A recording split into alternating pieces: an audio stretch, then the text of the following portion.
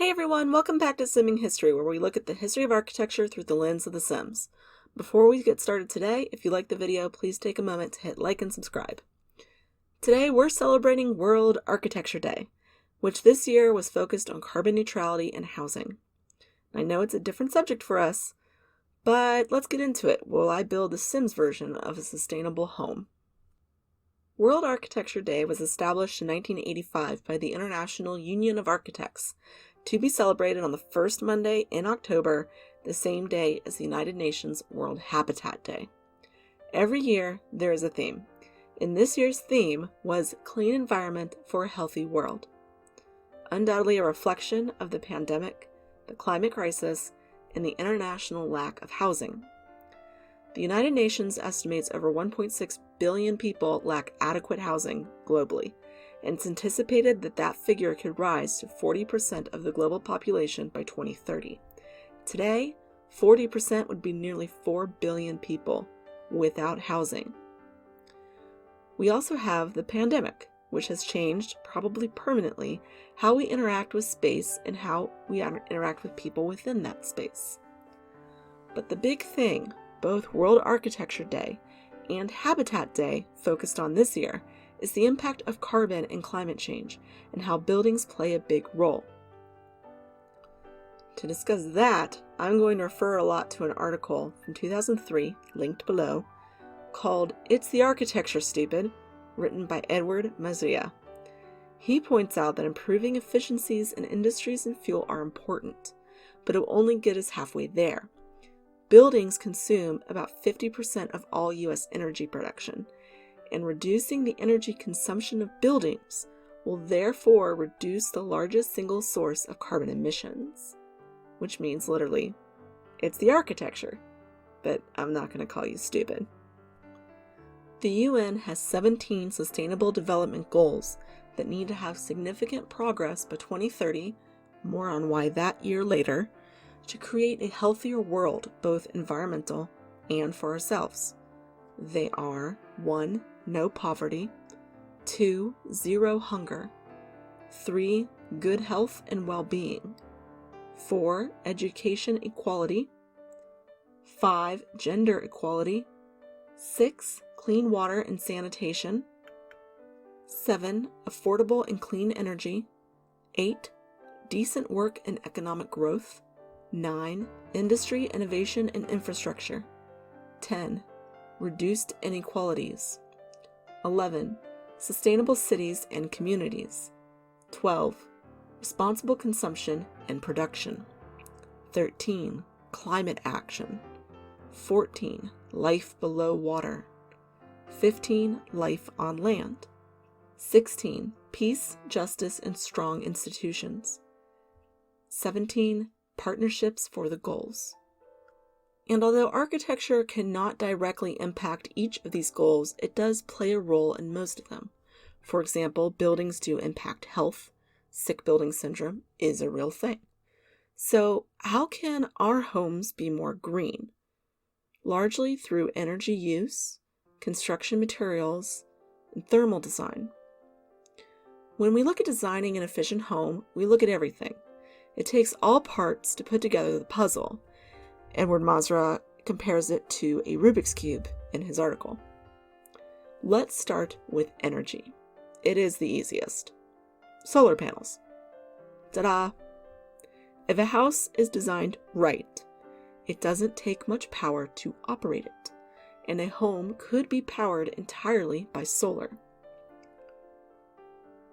Next, let's talk water usage. There are 3 kinds of water.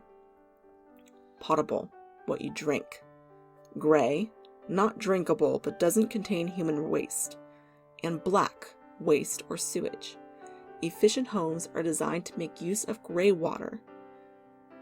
You can collect rainwater into cisterns that can be used to operate your showers, sinks, and laundry. And the remnants of that is also considered gray water and can then be used to either flush toilets or irrigate your yard. Thermal design.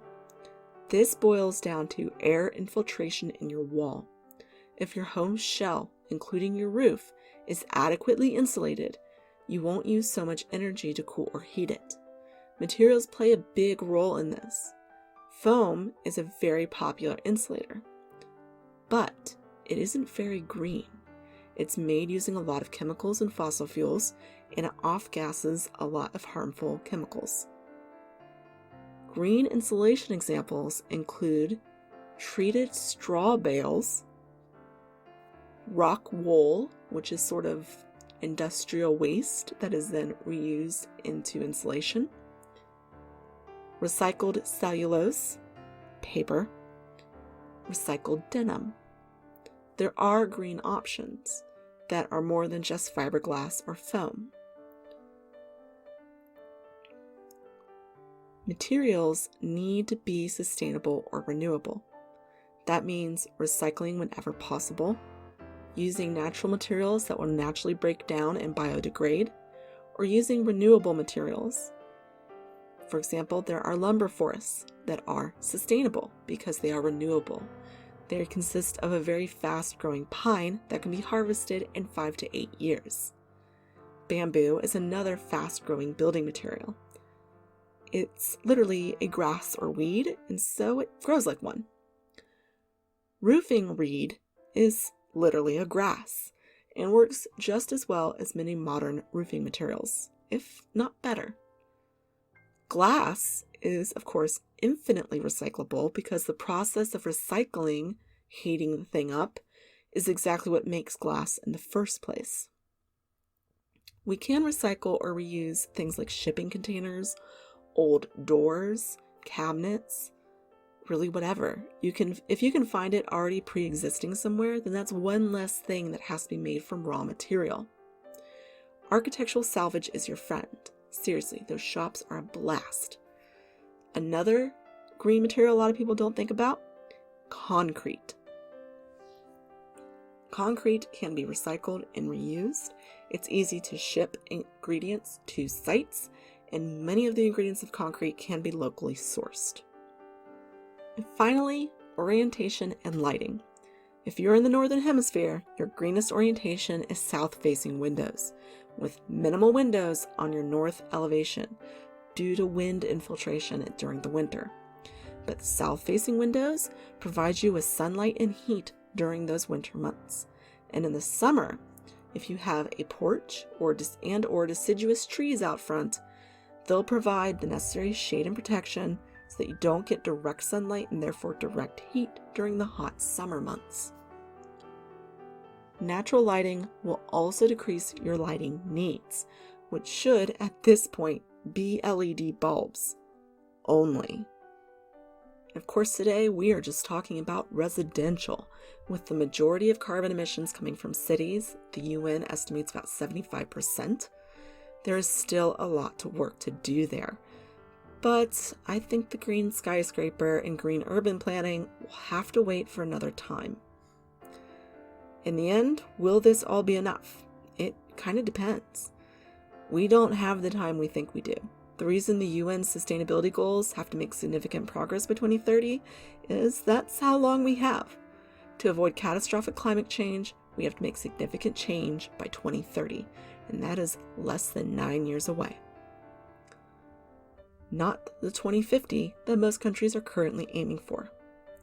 And this is not politics, it's science. And contrary to what you may have been told by some people, scientists are very clear on what is going to happen. The only unknown is how fast. For example, last year, during the pandemic shutdowns, carbon emissions reduced greatly. But since things have begun opening up, they have increased to above pre-pandemic levels. And that is our only unknown. It's up to all of us to make the changes necessary to reverse climate change. In the links down below, there are several sources on what you can do at home, how to calculate your carbon footprint, and how you can help reach the UN sustainability goals.